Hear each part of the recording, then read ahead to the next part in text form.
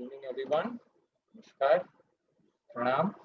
Welcome to the Yoga Therapy Series talk by Utsav Institute. It is a celebration of 20 years in yoga. We are welcoming you to the fourth day of the talk series. Today, we are very much happy that Dr. Ganesh Rao sir is joining us for the talk series on the yoga therapy part. I'm very happy. I'm welcoming you, sir. Welcome to the today's program, sir. I welcome all of you to the talk series, and today's talk will be basically on the stress management aspect of the yoga, how yoga can be really helpful for the management of stress. I was looking at one of the kid at a recent episode, and he was telling me that मुझे बहुत stress है, इतना छोटा सा बच्चा था, and literally I could see that he was not only telling this technical word of stress, but the way he was reacting, I was feeling that yes, this kid not only knows the word stress, but he also knows the concept of stress, and he can actually extend, and we can see all that sign of stress. So right now the stress is so much commonly seen in all the people, right from the younger age till of course the elderly age, and it is becoming so much common nowadays to even use this word and these terminologies and to have it in our life. And we are very happy to have this particular topic on the yoga, how it will be helpful for the stress management. And we have a sir with us. I will let Sheetal Shah madam to introduce our today's speaker, sir Dr. Ganesh Rao sir. I will, Sheetal madam.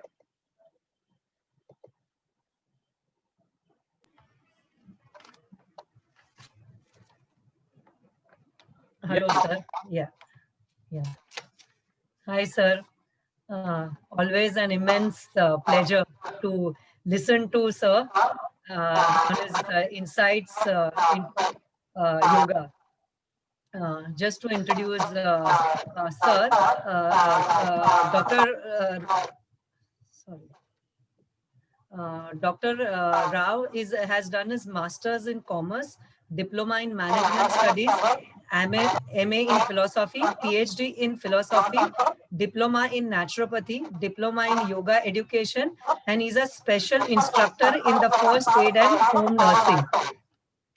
Dr. Rao is a professor and PhD guide on subjects of yoga and philosophy.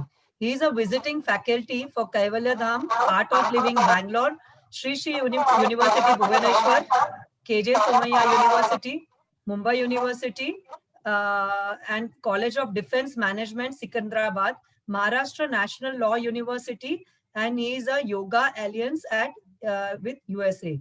Dr. Rao is working director of IYA, that is Indian Yoga Association, and Association and Yoga expert for QCI and YCB, member of selection of panel for ICCR. He is the advisor of to Kaivalya Dham and member of board of studies for Kaivalya Dham and Sri Sri University. Professor Rao has conducted more than 20,000 workshops of yoga, covering all aspects of yoga, theory and practical.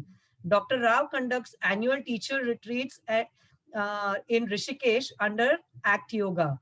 He has authored and co-edited several books and CDs on yoga and philosophy.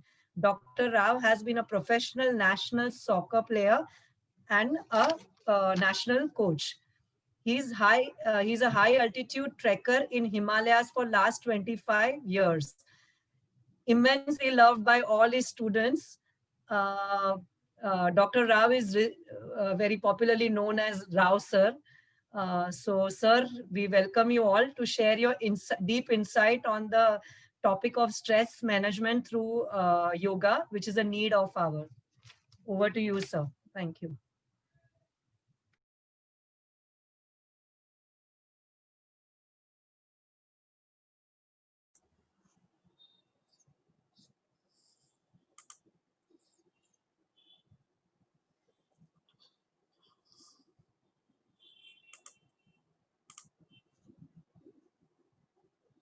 Just 1 minute. Let me adjust my screen.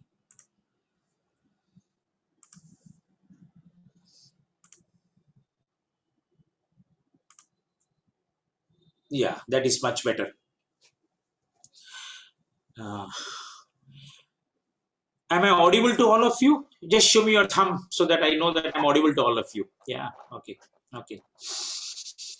Before I start sharing some thoughts with you, first of all, congratulations to Devang, to Forum for persistently going deeper and taking people deeper into yoga with specialized topics. I mean, I'm all the time aware that they are doing something for children's yoga, for women's issues, preparing students for YCB exams, for diploma courses. A tremendous work in yoga both of them have been doing, and not only doing work, but personally I can vouch they are yogic by nature also, which has to be a quality for going deeper into yoga. Yeah. I thank Devang and Forum for inviting me to share some thoughts on stress. Generally speaking, I take exception to this phrase stress management through yoga, because in the field of yoga, it's a misnomer. When you say stress management through yoga, you are assuming in the first place that life is full of stress. Now let's manage it. Being in the field of yoga, we should better talk about stress prevention rather than stress management. Yeah. But having said that, in the current scenario of the pandemic, this topic suits nicely, because unlike in normal circumstances where we are geniuses in creating our own stress, in the current situation, none of us are creators of the stress. It is because of the pandemic that the stress situation has arisen, and we are in no way responsible for this pandemic to happen.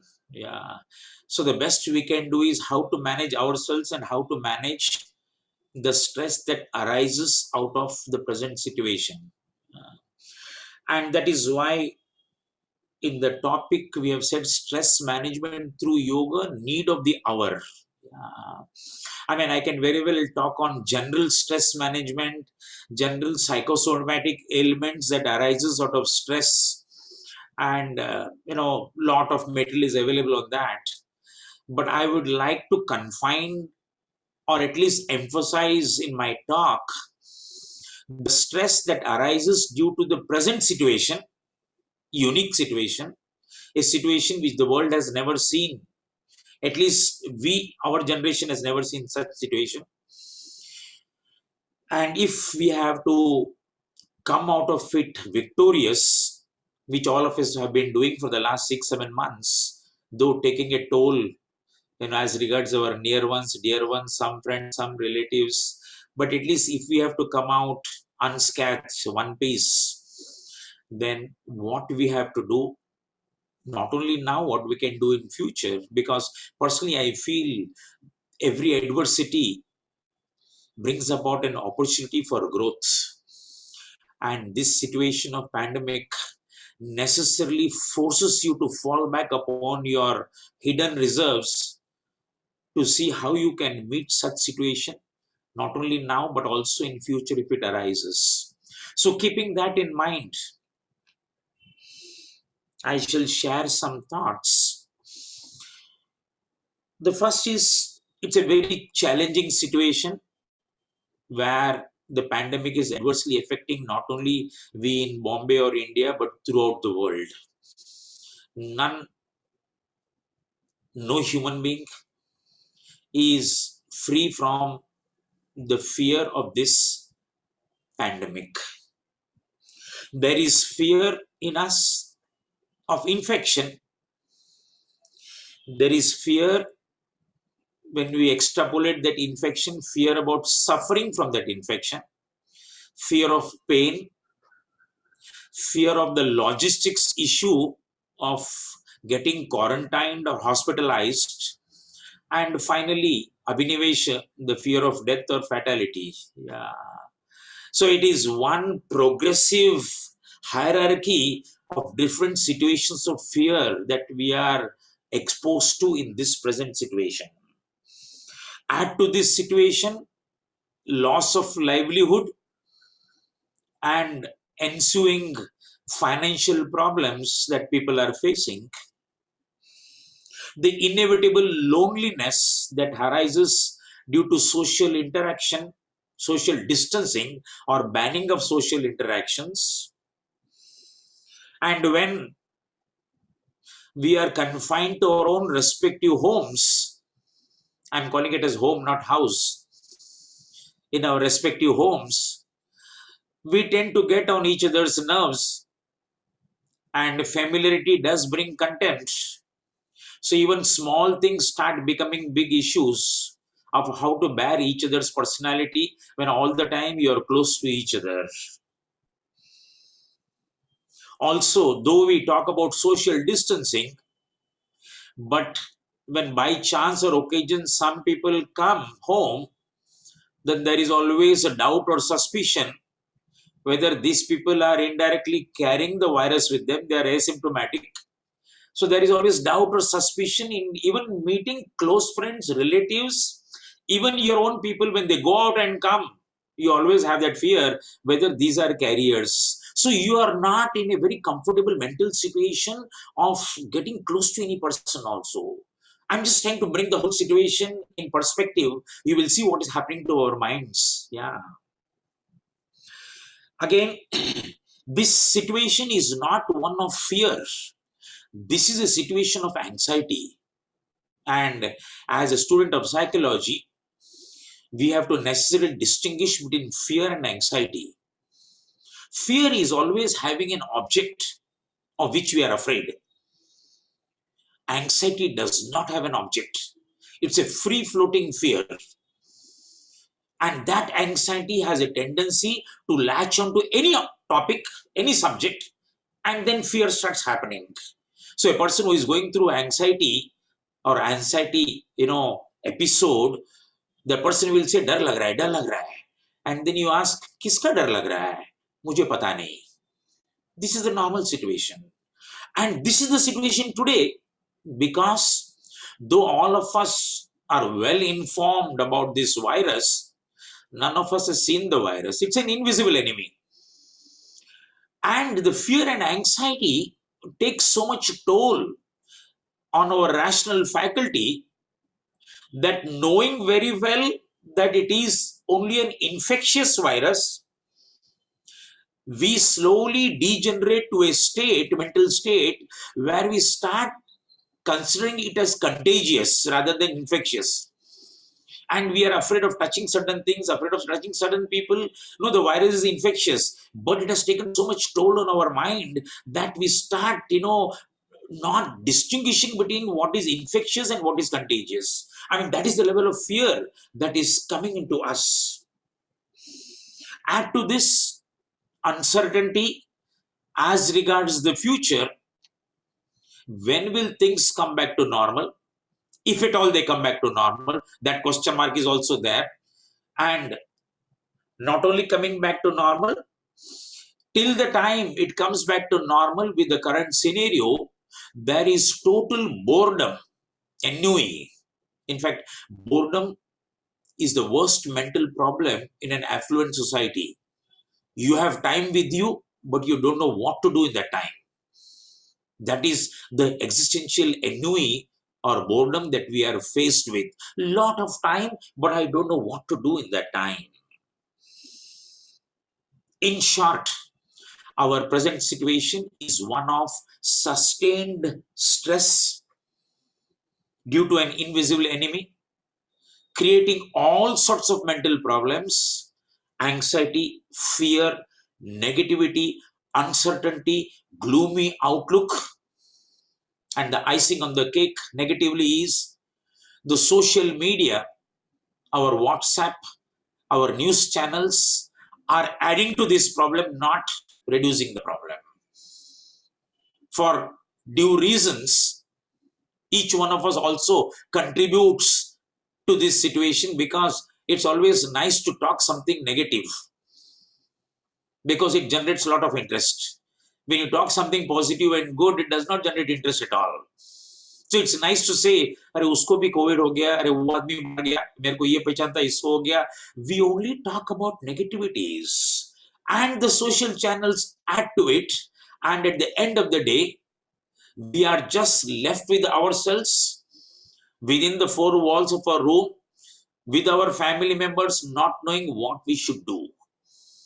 This is the sort of stress that we are facing today. It's a unique stress. And that is why I thought, instead of considering stress in general, it's nice to consider this sort of stress, because this brings about better yogic therapeutic tools to handle rather than general stress. General stress is a subject matter in all academic institutes, and all yoga teachers and students are well versed with what is stress, how do you handle. Okay, you give shavasana, you'll give parasympathetic syndrome, yoga nidra do, cool karega, meditation karo, all this everybody knows. But in this scenario, which we have not experienced ever, how do we handle this? And I take the liberty of saying that even in this situation, there is no better therapy, no better therapeutic tool than yoga for handling this sort of situation. And that is the strength, and that is my emphasis on the talk that I want to present today. To clear the grounds, technically speaking, when we use the word stress, I'm going a little bit deeper, because all of us who are present here are either into yoga, or teachers, or well-wishers, or students, enthusiasts, matured people. So we should make a difference or distinguish between what a normal man means by stress and what a well-informed person understands by stress. Because if you are informed well, then your idea of stress is better and you are able to handle it proper. Yeah. I mean, every problem in life is not stress. Stress is a jargon where there is specific meaning attached to stress. And if one takes the liberty of defining this word stress, then stress can be defined as the response of an individual to a situation where he or she perceives that his or her resources are not sufficient to meet the demands made upon him or her. This is basically the most precise definition of stress. Stress is the response of an individual to a situation where he or she perceives that he or she has limited resources and the demands made are more than the resources. I'm not able to handle. Given whatever I have, the situation is asking too much. I'm not able to handle it, so I'm in a stressful situation. In this definition of stress, there are 3-4 things very important to note. First point I mentioned is it's a mismatch between your resources and the demands made upon you. But this mismatch is not factual. It is not actual. This mismatch is what you perceive. In a situation, you perceive that the demands made upon you are more than your resources. So it is not that your actual resources and your actual demands made upon you, there is a mismatch. It is your perception which creates the mismatch. It means stress is totally subjective. Stress is not something hanging there outside, objectively in the air. If I put it still more for you to remember, each one of us is a genius in creating our own brands of stress. To put it in proper perspective, a student, there is one student, when the exam comes, the student is happy-go-lucky, theek hai, jo aayega dekha jayega, mehnat to karenge. And there is another student who is having the same prospect of exam, but he loses his sleep, khana wana chhod deta hai, total stressed out. Exam is the same, but the subjectivity of those two students are different. One creates a lot of stress, one is normal, absolutely. One housewife, and there are visitors or guests coming is revealing the fact that, okay, some visitors are coming and I will show I'm a good housewife. But you are actually waiting for visitors to come, guests to come, so that you can be a nice host, prepare nice items and have a gala time. And in the same situation, there is another housewife. He's totally stressed out 3 to 5 days before the guests are coming. क्या बनाना है, कैसा रहना है, क्या करना है, क्या करना है. Total stress. So the most important thing is stress is subjective. And if it is subjective, then each one of us can handle it, provided we have tools for handling it. There is no stress outside hanging in the air. We are creating our own brands of stress. Each personality creates its own type of stress. That is why when we study psychology, we say type A persons are more stressful by nature, because they are perfectionists. And because they are perfectionists, they will always like to be perfectionists and do everything proper. They create a lot of stress upon themselves. In the current scenario, slight variation. The demands made and the resources you have, there is no connection between the two. Because whatever resources you have, it is insufficient, because the demands made are made for the first time upon you by such a virus. And not only that, you don't know actually what are the demands. You don't know when the virus will attack you, where it is. You don't know anything. It's a very strange situation. So even if a person is wealthy, has lots of money, whose emotional foundation is very strong, lots of people to love around, good house, good job, sufficient affluence, from normal stress point of view, that person should not have stress, because resources are more than sufficient. But in today's situation, even that person will go through stress, because there is no connection between the demands and the resources. In fact, in a lighter vein, I've been telling that more your bank balance, more your stress today. This is a very strange situation. More your affluence, more your stress today. A very different situation today. It is a sustained stress. It is not something which you can actually, handle it, because you don't know how to handle. You have no precedence of handling such a situation. When in a normal situation, the demands exceed your resources, and you perceive that, okay, you cannot handle this, then there is what is called as a stress response. That is the beginning of my definition, response of an individual. That response is a stress response, and that response happens explicitly or implicitly.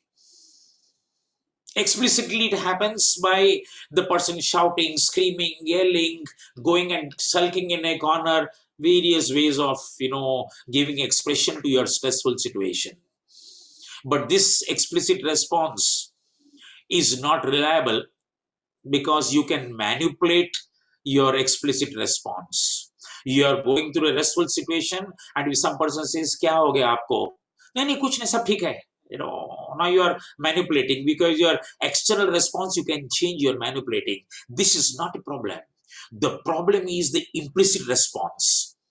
The response of your nervous system, of your endocrine system to that perception. The moment you perceive that your demands are more than the resources, there is a negative emotion that is happening in the mind. That negative emotion can be fear, jealousy, anxiety, competition, ambition, whatever it is. It's sort of that. The moment that emotion comes, now your nervous system, endocrine system starts responding to that, reacting to that. Hormones are discharged, chemicals are discharged, and then we go through the whole list of so-called stressful ailments, psychosomatic ailments. Whether you talk about diabetes, whether you talk about hypertension, skin ailments, asthma, acidity, all sorts of issues arising from stress.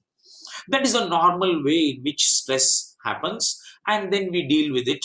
Even for that, if I have to be very brief in what I'm saying, even for that situation, yoga can handle that stressful situation at every point of time. The moment there is a demand made more upon you, if you are aware, you will ensure you are not reacting to it very badly. You are in a witnessing state, your awareness is full. In the first place, you will tackle it. The second place, when the emotion happens, you are able to see the emotion at a distance. You are ensuring that the emotion does not take a toll upon your physical and mental, body. When it enters into you, generalized changes, if there are palpitations in the heart, if the breathing becomes slightly erratic, if there is sweating in the folds of the skin, you are aware, oh, this is happening to me, something is going wrong. You will arrest it at that level. If you are not arresting at that level, it degenerates, that palpitation becomes hypertension, that erratic breathing becomes asthmatic, the discharge of glucose in the blood starts becoming marginal diabetes. Okay, so many practices of yoga for handling even that situation. Probably yoga becomes less effective only when that stress takes toll at the organic level. When the organ gets damaged, then probably yoga may not be very effective. At the most, it can stop further deterioration, but full cure may not be possible. This is normal stress, normal yoga practices. But I am coming to the current scenario, very interesting scenario. I'm using the word interesting like a doctor uses the word interesting case of cancer. Yeah, cancer is never interesting, stress is never interesting, but current scenario of stress is interesting because it is unique. So if we have to handle this situation, as I mentioned earlier, yoga probably is the best place to handle such a situation, such as stress. Then how do we handle it? Stress management through yoga. The stress is unique. So how do we manage it? Yeah. In the first place, whether we talk about stress or we talk about purely physical ailments, whenever we talk about yoga therapy, we have to be very sure that yoga therapy means therapy through yoga practices and yoga philosophy. Unfortunately, the second part is not considered at all. And if you don't consider the second part, the first part can never provide therapy. If I have got hypertension, if somebody else has got hypertension, then you prescribe shavasana, you prescribe left nostril breathing, you prescribe some tranquilizing breaths, fine, no problem at all. Like you prescribe a tablet for headache, the headache will subside for the time being. The blood pressure will come down when the practices are done. But when the effects of the practice go away, the blood pressure will come up again. Because what are you doing? You are just treating the symptoms. Prescribing yoga practice for ailments, in most cases, is like prescribing a tablet for a headache. Headache will go, but when the effect of the tablet goes, headache will come back again. We are not utilizing yoga in the proper way for therapy if we are restricting yoga therapy only to the practices of yoga. This point has to be very clearly noted. So, along with the physical practice of yoga, yoga has got a list of practices. I don't think any other health regimen has got so many practices like yoga. Starting with kriyas, asana, pranayam, bandhas, mudras, meditation, relaxation practices, counseling, so many things are there. But it has to be supplemented by philosophy. Very, very crucial. And by philosophy, I mean not that you have to go and study the Astika philosophy of Yoga Darshana, but by philosophy, I mean the outlook towards life, the priorities in life, your values, your equation to the desires that you entertain, your equation to relationships in life, your equation to nature in life. If all these are not considered, you are considering only the practices. Where is the question of therapy happening? That is why we say yoga is holistic. And by holistic, we mean if there are so many parts in the personality of the human being, then these parts cannot be treated isolatedly, exclusively. Each part is, interrelated, interconnected to other parts. If you do some physical practices, yes, body will become better. But if the mind is not okay, the body cannot become better, because the effect of the mind is there on the body. So the mind has to be tackled. If you tackle the mind and the body, then what about your spiritual aspirations? The third part, that has to be taken care of. You cannot treat in compartments. Yoga therapy is not in compartments, it is holistic. And in that holistic therapy of yoga, philosophy of yoga, outlook towards life of yoga plays a major role.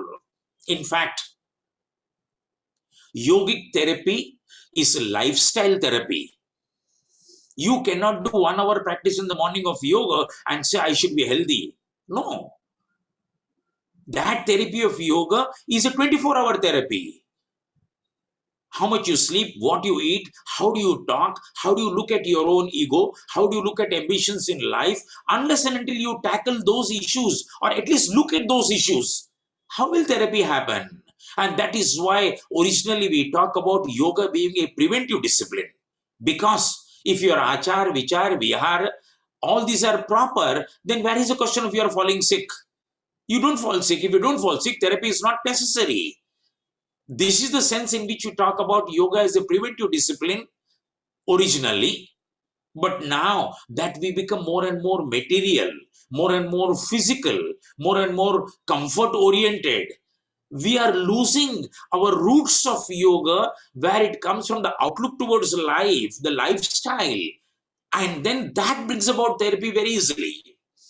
So my point is very clear. When we talk about yoga therapy or stress management through yoga, it is not exclusively through practices of yoga, it is through philosophy of yoga. And by philosophy, I mean the outlook towards life, your priorities in life, your goals in life, your desires in life, all of them come together in that yogic philosophy or outlook towards life. Having said that, coming to certain things that we can do in the present scenario, our total personality is in 6s and 7s, because I see this happening when a person forgets whether today is Tuesday or Wednesday or Thursday or Saturday or Sunday. The whole idea of weekend, weekday is lost, because every day is like the other day. Because you get up and do the same thing. You actually lose touch with your individuality. In philosophical terms, we talk about something called center of gravity. Each one of us has a center of gravity, that I which holds me together. Unfortunately, like in other things, a person who goes to office, the center of gravity of the person is, okay, I am employed in this organization. Everything else moves around that identity of the person. It's a self-identity. Yeah. But that is, a very, very small way of looking at the center of gravity. Each one of us must have that center of gravity, that self-identity present. In yoga, this self-identity comes only by your sadhana. Only when you do every day your sadhana and go on increasing your sadhana, it is what holds you close together throughout the day. If that is not there, then you are split and scattered throughout the day. Your sadhana, this is why in one of the Hatha Yoga texts, beautifully it is written very inconspicuously in one of the ending sutras of a chapter, that when you are besought with mental problems, you must increase your practices. We actually do the opposite. When there is some problem to us, we say, aaj mood nahi hai, dil nahi hai, and we don't do our practice. Whereas Hatha Yoga textbooks say, no, when you are having some problems, increase your practice. Because that sadhana of yours is what is holding you together. What says, look, aaj tick mark ho gaya, kar diya maine aaj. And now from that foundation, you can look at every day what is happening, you can do more and more things based upon that foundation. that increase of sadhana, that necessarily to do your practice is a must. And unfortunately, in today's situation, that is what is being sacrificed by either yoga teachers or yoga students, because our time of sleeping, our time of getting up, our time of eating food is everything is disturbed because there is no restriction, no discipline there. So we totally lose our discipline. Try to bring the discipline of one sadhana back. See the change that happens in your mental state. Do that sadhana every day. Doesn't matter, there is some time flexibility. Okay, today I've done at 7 o'clock, tomorrow I do at 8 o'clock, no problem at all. But do it. And if possible, increase that sadhana. Go deeper into it. You see what happens to yourself. There is inside you something to hold upon you that, okay, I am something, I am somebody, something is there in me. It holds me together. Otherwise, you will go on listening bad news, negativity coming here and there, nothing to hold you. You will totally react negatively to everything that is happening around you. So first point is sadhana. The next point that I want to mention from the yogic point of view is sweating. I want to emphasize, I've been a sportsman all throughout my life. Having played professional soccer for more than 7 to 20 years at the national level, I can tell you with total assurance that sweating not only removes physical toxics, but removes mental toxics. You can see this for yourself. And here is where one begs to differ. Most of classical yoga practices are stimulating parasympathetic nervous system. It cools you down. You have to do something more than those practices. You have to sweat out. Whether you do sweating through yoga by Surya Namaskar, more number of Surya Namaskar, more dynamic practices of yoga, whatever static practices are there, at least for a few list of practices, make it dynamic and try to sweat out, or do spot jogging, or go for a swim. If something is not available today, going out, you can do spot jogging at home. Do sweating. Sweating is the best way of releasing mental toxics. Total physical toxins anyhow will take care.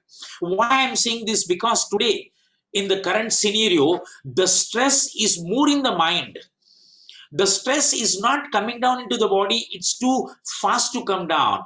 Maximum stress in the mind. Normal stress we handle when we talk about stress as psychosomatic ailment. From the psyche, the mind, it comes to the body and we try to deal with the body. But today the stress is not of the body. Today the stress is of the mind. You have to do something for the mind. So one sadhana, then sweating out.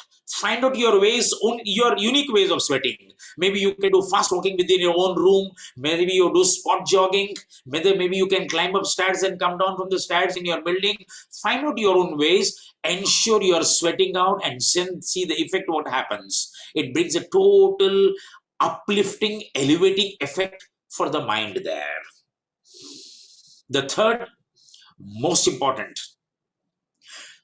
the present stress is not individual specific as normal stress is. The present stress is all encompassing. It is social stress, stress for the whole society, for the whole family, for the whole group, for whole mankind. It is not individual specific. So you will be a failure if you try to tackle this stress at individual level. You have to tackle the stress at the level of your family, at the level of your community. And this is where the strength of yoga is. This is the satsang that we talk about in yoga.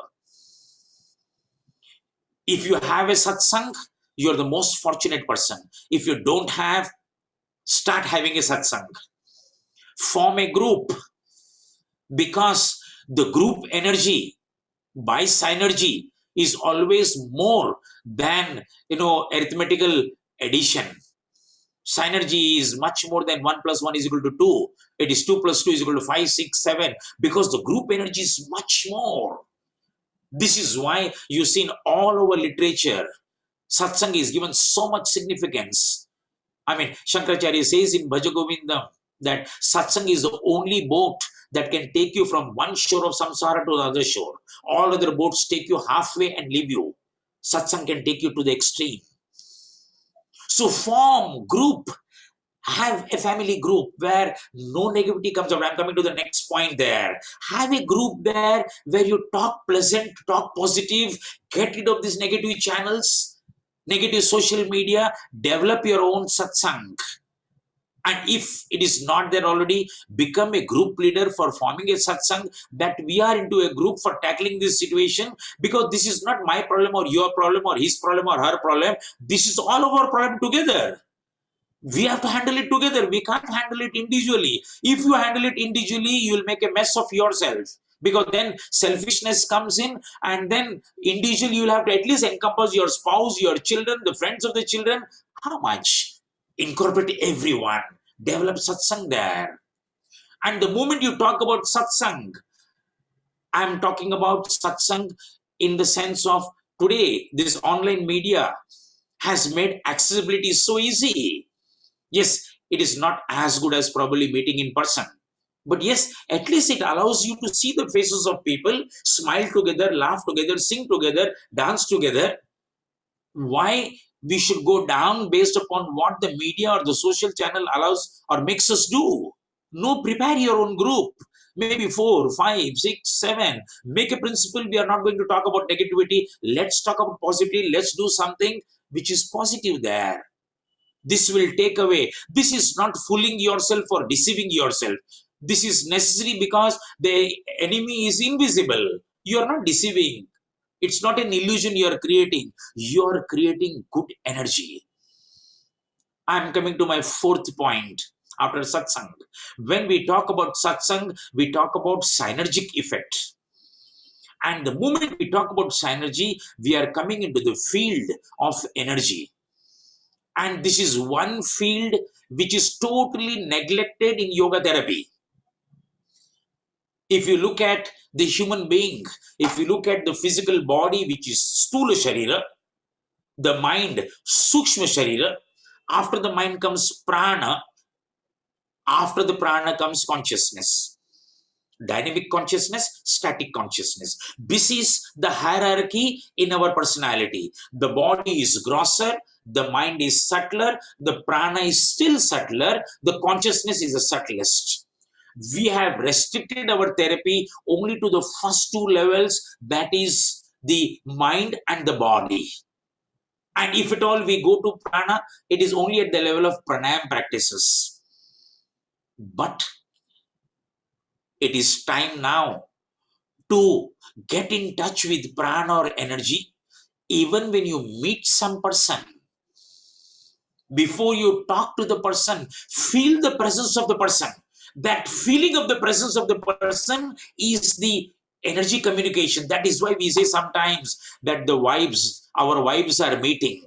That is why we say the first time, I like this person. Without knowing anything, you say you like. Why do you like? How can you say that? Because there is an energy transmission which is happening. This energy transmission, in the first place, we don't recognize. In the second place, we totally massacre it by our words, our actions, and our thoughts. This energy, the pool of energy, has to be cultivated by all three pravrittis in yoga: Kayika, Vachika, Mansika. Ensure that what you speak is not negative. Speak positive. That positive speech generates positive energy. Ensure what you do is positive, Kayika. Do not do something which is negative by action, by speech, again by thought, Mansika. It is very easy to think negative in these sort of situations. Very easy. But then we become a part of the group, the part of the crowd, which goes on popularizing coronavirus and saying how drastic, how damaging, how destructive it is. No, look at the positive side. Talk about there is a 103-year-old female who recovers nicely. Our country has handled this in the best manner possible. Instead of being negative and critical, whosoever is the government, whosoever is the party, does not matter. Talk positive. 88% is the recovery rate. Fatality rate is 1.3, 1.5%. What more do you want for positivity?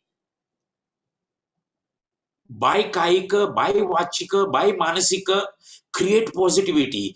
Add positivity to the pool. Contribute to the pool of positivity wherever you are.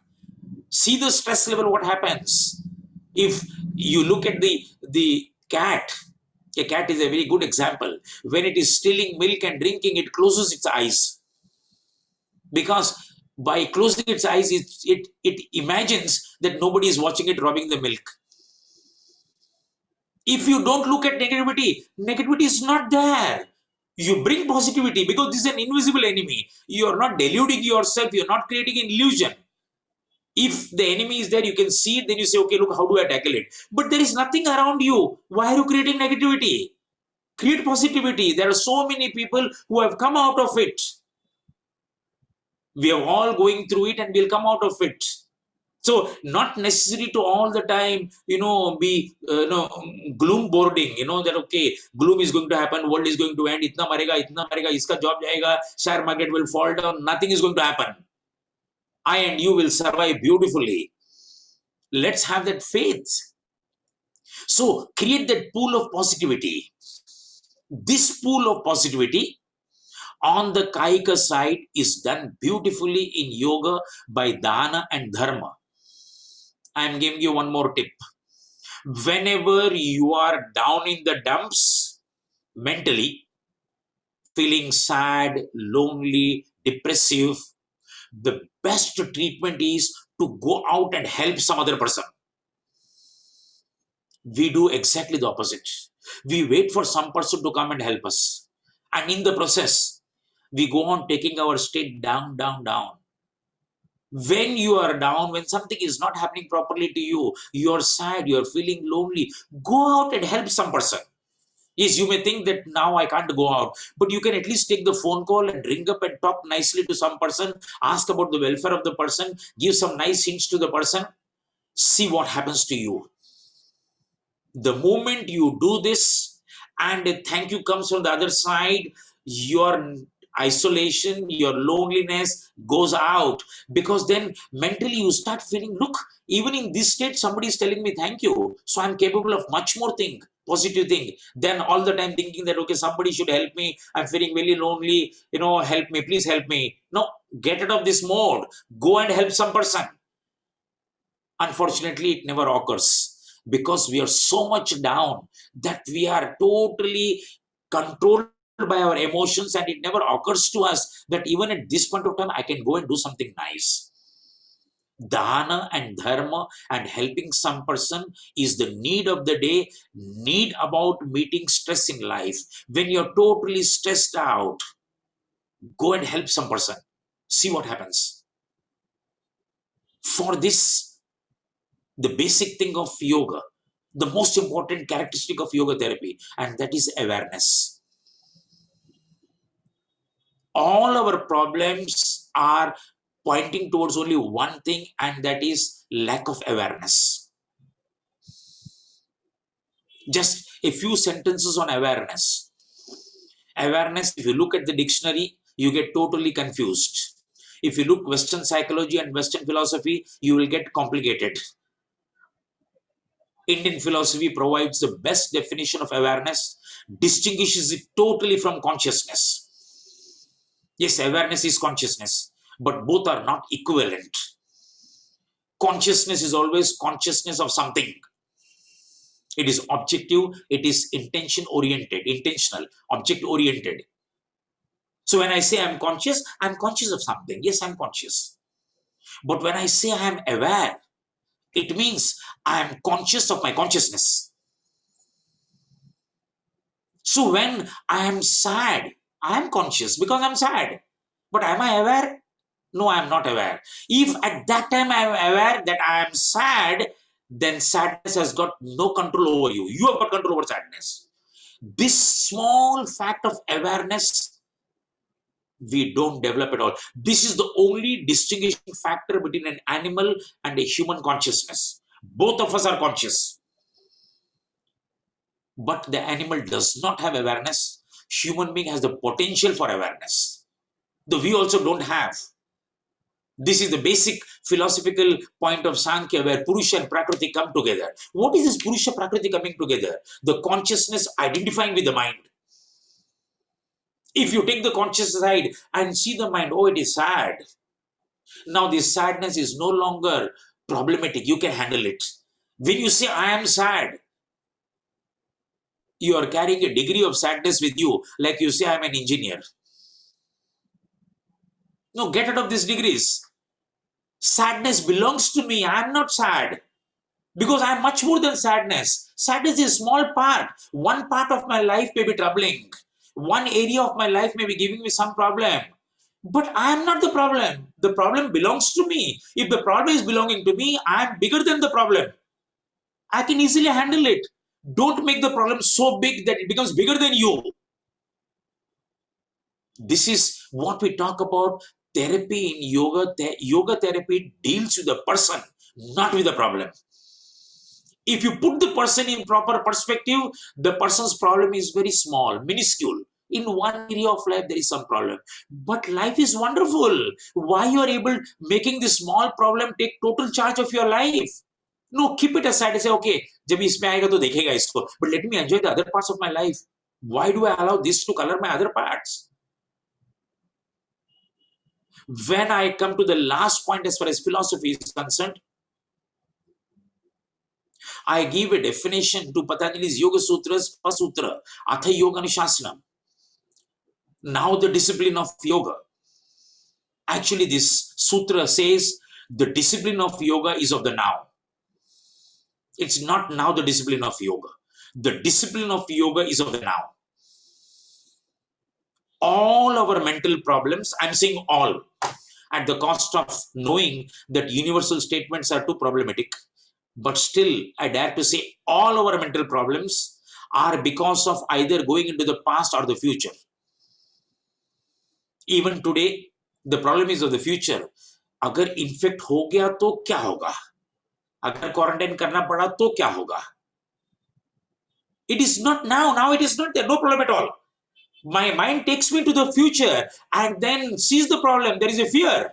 And when it goes to the past, there is worry. There is bitterness of what has happened in the past. If you are able to maintain the mind in the present, there is no problem. When I say maintain the mind in the present, it may seem illogical. It may seem impractical. How do I maintain my mind in the present? What I am saying is, whatever small activity you are doing now, do it fully. If you are cooking, cook fully. If you are eating, eat fully. If you are watching TV, watch fully. Don't allow the mind to go to some other activity. The moment you are doing something fully, your mind is totally occupied. Its dissipation of energy by looking at negativities in the future is stopped. Your energy level starts going up. Automatically starts going up. This is the secret of being. This is what all our past mystics were talking about. Whether you talk about J. Krishnamurti, whether you talk about Osho, whether you talk about Gurdjieff, whether you talk about Zen, you talk about Sufism, all of them are saying, can you be in the present totally? It doesn't mean you should not plan for your life. No. When you are planning, you are in the present planning. Still you are in the present.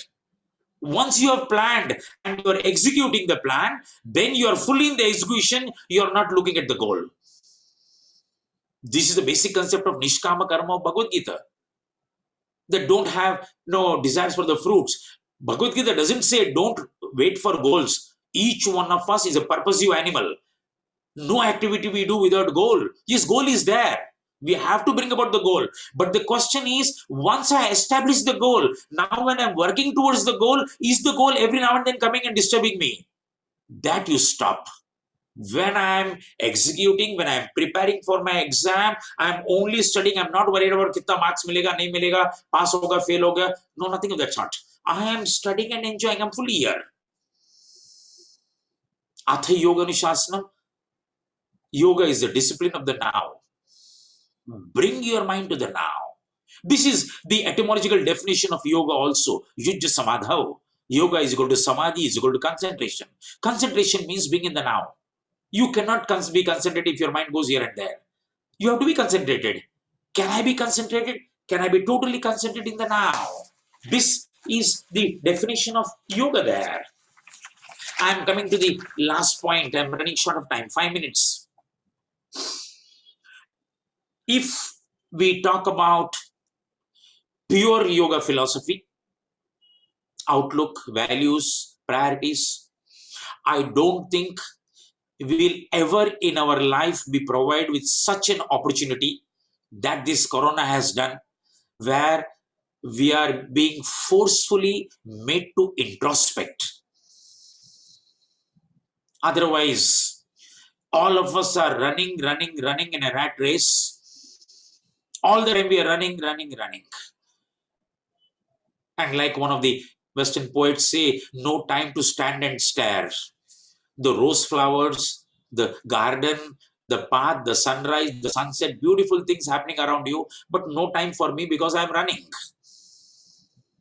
The corona pandemic has compulsorily provided a blessing that you don't have to run, you cannot run now.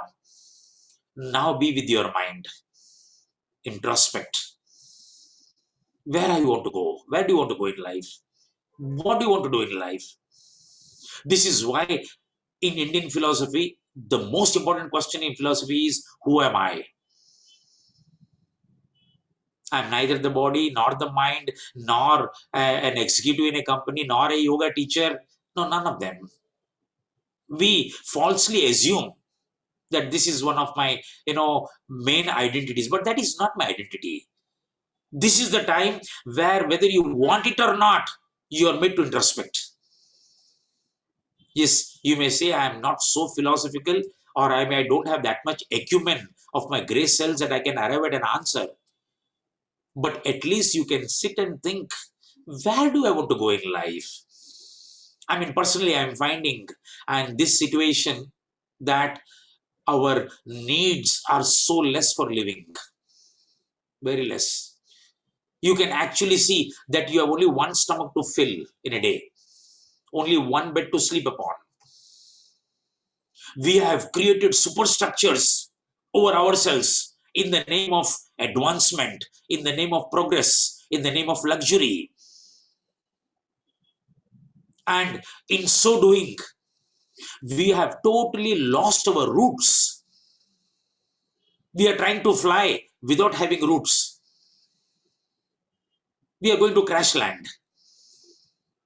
Our culture, the best culture in the universe. Being a student of philosophy and Indian culture and all cultures over the last 30-35 years, I can say with assurance that there is no philosophy as logical, as stringent as Indian philosophy. There is no culture whose values are as universal, as eternal as our culture.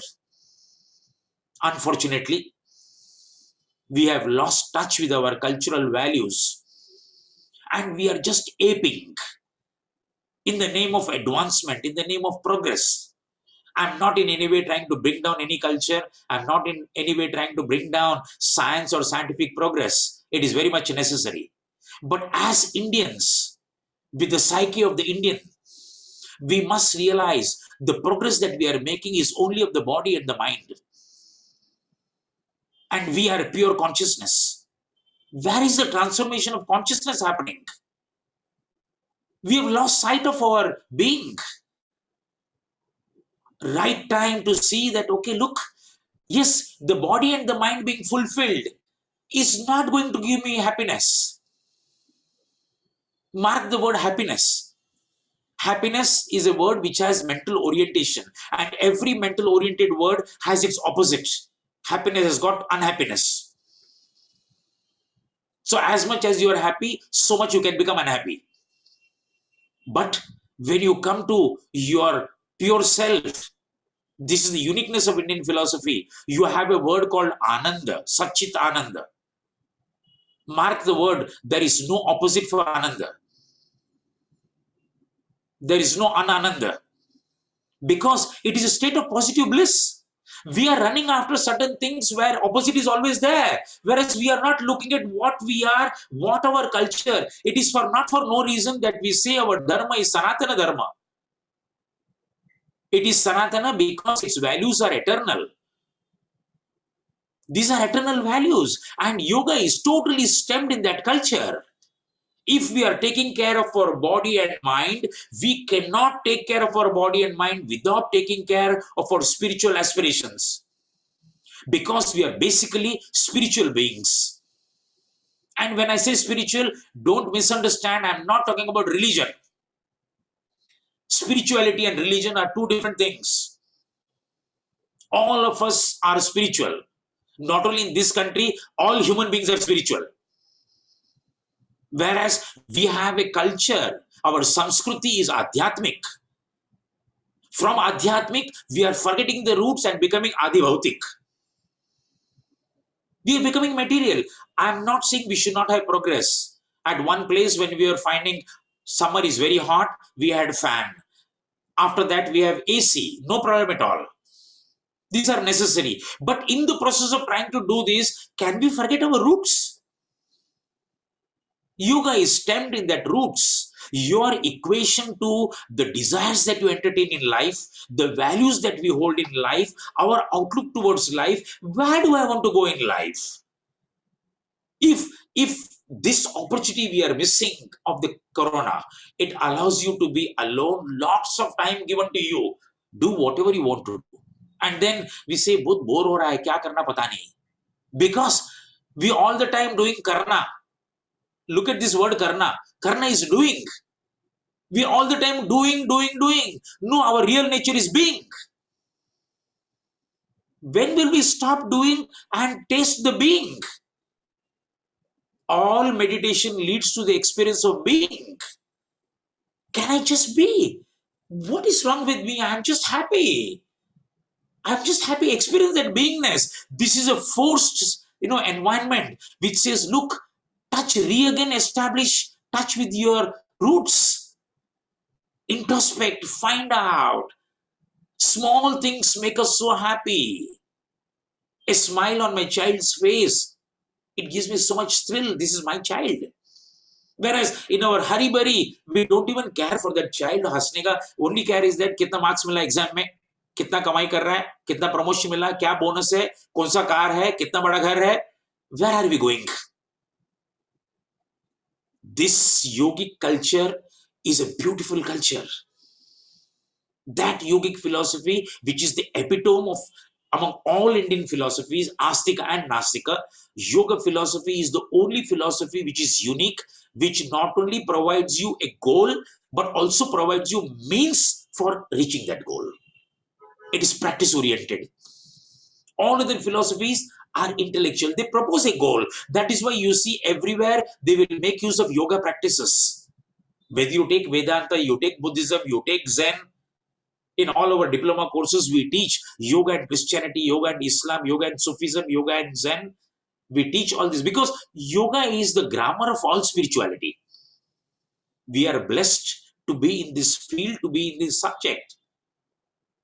Instead of making yoga scientific, try to make science spiritual. That is the need of the day. Yes, we have to be scientific in whatever we do, but not at the cost of losing our spirituality. If you say body, last point, I've overshot 3 minutes. If you say body, mind, and spirit, these are the three parts in the human being. If you keep your mind happy, the body is healthy. Because 99% of ailments today are psychosomatic. If the mind is not okay, the body is sick. So keep your mind happy, the body is healthy. When the mind is in doldrums, what do? Then you go to the spirit. If you are fulfilling your spiritual aspirations, your mind is always healthy. It's a hierarchy. We are stopping at the level of the mind. No, go one step ahead. Of all spiritual practices, the peak practice is meditation. That is why you will see in all sects of spirituality, meditation is the practice. And if you take Ashtanga Yoga, meditation is the Antaranga Yoga, the Bahiranga Yoga, Yamas, Niyamas, Asana, Pranayam, Pratyahar leads to meditation. Dharana, Dhyana, Samadhi is meditation. It leads to meditation. It's the highest practice. If you are at the meditative level, if your awareness level is very high, the mind is totally under control. If the mind is under control, the body is under control. We are all blessed, we are all fortunate to be in this field of yoga. But we must make use of yoga in its right essence. Do not degenerate it to physical exercises and totally lose sight of the philosophical aspect, the spiritual aspects of yoga. Unfortunately, what happens is we confuse between spirituality and religion. And then we say, Nene, through the name of yoga, why are you propounding one religion? No, where is the question of religion there? Krishnamurti used to say, J. Krishnamurti used to say, you take human beings anywhere in the world, at any time frame in the world, the problems are the same. Same kama, krodha, lobha, moha, mada, matsarya. What different problems? Whether you take an American or a French person or a Spanish person or Indian or an Adivasi or a primeval person or most advanced person, all of them have the same problems. And if yoga is going to deal with them, then yoga is universal in its application. It is eternal in its application.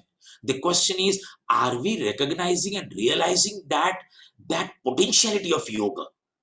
And at least as Indians, we must do that service. We must reclaim the heritage and see, look, where are we going? What are our scriptures talking about? It's not that when you take solace in your scriptures, you are becoming outdated as a human being. You are not modern. I mean, all sorts of, ways of, sort of bringing down the value of the scriptures. No, it's not the case. At least you be acquainted with it and see some beautiful things are there. Okay, I finished my talk. Thank you very much, all of you, for patient listening. I am seeing continuously 71 messages have come. Thank you very much for your patient listening. Thank you, Devang and Forum, for organizing this session. Take care. We will chant 3 ohms and then we will finish the session.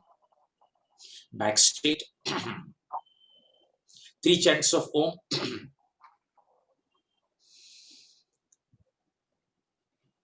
Breathe in.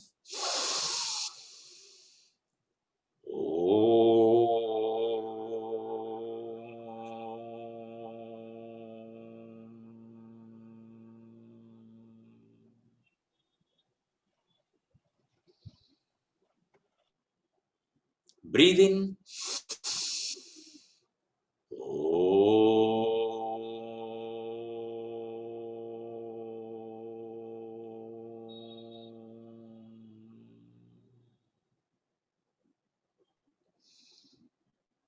Breathe in.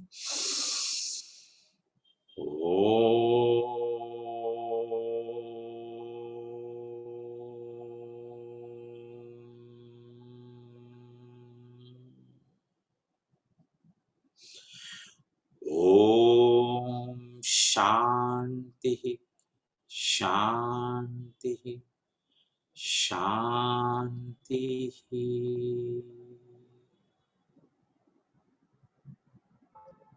Slowly open your eyes.